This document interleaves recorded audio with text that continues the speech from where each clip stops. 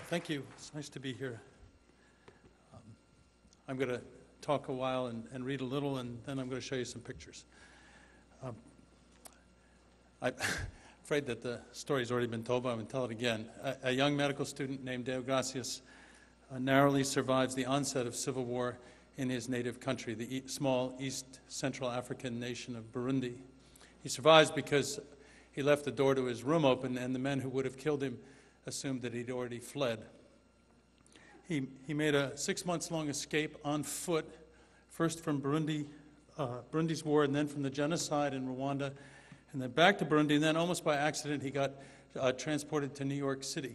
He arrived at JFK with $200 in his pocket, no English, a visa obtained under false pretenses, although that has all been long since fixed. No friends or relations, and memories of horror so fresh that he sometimes confused past and present. His first trip on a subway, he got lost for most of a day. He eked out a sort of living delivering groceries, and at night he slept in Central Park. And then one day, sick and near despair, he delivered groceries to a small Catholic church where he met an ex-contemplative nun who decided that what Deo needed was a family, and set out to find him one so doggedly that sometimes Deo wished she would quit, but finally succeeded. He was essentially adopted by a childless American couple, a painter and a sociologist, neither young nor rich, but big-hearted and brave, obviously. And less than 2 years after landing in New York, he was enrolled as an undergraduate at Columbia University. I was struck by this story the first time I heard it, struck by its various remarkable features, by its drama, of course. Among other things, it opened up for me a sense of wonder. Having heard what Deo went through, I felt, or anyway hoped, that I would never again look at anonymous faces in quite the same way, particularly the faces of people with foreign accents in places like New York. Janitors, hotel maids, taxi drivers, young men delivering groceries. Who are they really? What memories and dreams do they carry? What abilities that they may never get to use? But what drew me to Deo's story, first of all, what made me think I might want to try to write about this, was something rather small. Telling me about his time of homelessness, Deo mentioned that before he headed for bed in Central Park, he'd look all around to make sure that no strangers were watching, because anyone who saw him entering the park at that late hour would guess that he was homeless. When he told me this, I thought of my daughter. Once, years ago, when she was a young teenager, on a trip to New York, she started to cross a busy street against the light, and my wife yelled at her. And afterward, in cold fury, my daughter said, "Thanks a lot, Mom, for ruining my reputation in New York City."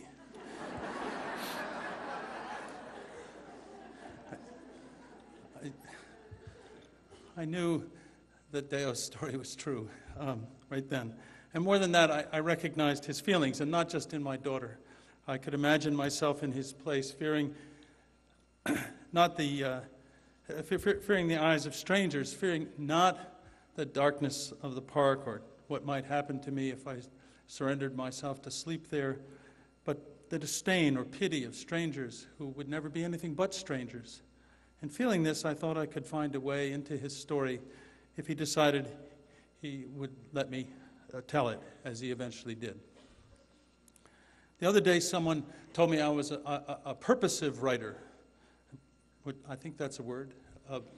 By purposive, I think she meant writing that aims to expose and analyze important problems and offer persuasive solutions. But somehow it seems important to say that I don't deserve that compliment. Other writers do, writers who understand that the world's recurring catastrophes, the grossly inequitable distribution of health, for instance, or events like civil war and genocide, aren't accidents, but the products of socioeconomic and political structures with histories that can be unearthed. These writers focus their books on large groups of people. They may pause now and then to describe individuals, but as a rule they do this in order to illustrate points that they want to make about what seems more important to them, which is the fates of populations. I respect the motives that often lie behind that kind of writing.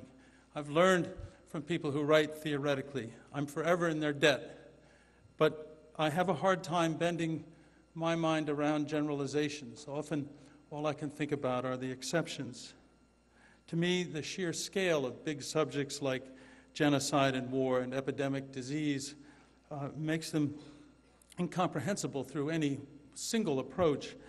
I don't think one could claim to understand or begin to understand an event like the Great Depression only by reading about a fictional family's experiences in The Grapes of Wrath, but I also don't think you could begin to have a sense of what the Holocaust was without reading at least one account of an individual life that was enmeshed in the Holocaust in a great novel like Primo Levi's The Periodic Table, for instance. Stories can be a window on enormity and enormousness, a means, to borrow from William Blake, to see a world in a grain of sand. We're born responding to stories, I think. They're one way we organize the world's chaos, and one way we pass that information on from generation to generation. The best stories are living monuments to memories that have to be preserved, and they don't need any other justification. By training, all the Dickens my mother used to read me, and by inclination and probably by deficiency, I understand the world best through stories. And because the engine of any story is human character, I've spent most of my years not as a writer looking, first of all, not for subjects, but for characters. A small-town cop whom I first met because I was speeding. My wife met him later that same day for the same reason. And he didn't give her a ticket. And this interested me. I soon discovered that he didn't usually give women tickets because he didn't like to see women cry. There was a pair of old men who were in a nursing home room who were spending their time in that vestibule to eternity doing something more interesting and more difficult than playing bingo, which was making friends. A team of computer engineers who were trying to build a new machine essentially against their company's wishes. I remember that my interest in those engineers quickened when one of the team took me aside and began to tell me stories about what he called the wars. He used all this martial language. He talked about people who shot from the hip, and they said there was blood on the floor. And as near as I could tell, he was talking about the creation of immobile plastic boxes. On one occasion, I did set out to find a person in a profession, an elementary school teacher. But once I found her in a grubby school in a rundown Massachusetts mill town, what I set out to do was to tell the story of a year inside her classroom. If that story happened to reveal some general truths about the problems of public education in America, so much the better, I felt. But it would have been impossible, at least for me, to generalize that teacher and her class with them so vividly alive in front of me. I once wrote a book about the building of a house, an idea I got from having been my own incompetent, nearly suicidal carpenter for a time. Well, what fascinated me once I got into that project were the carpenters and the homeowners and the architect and the relations among them, a menage a trois without sexual connotations.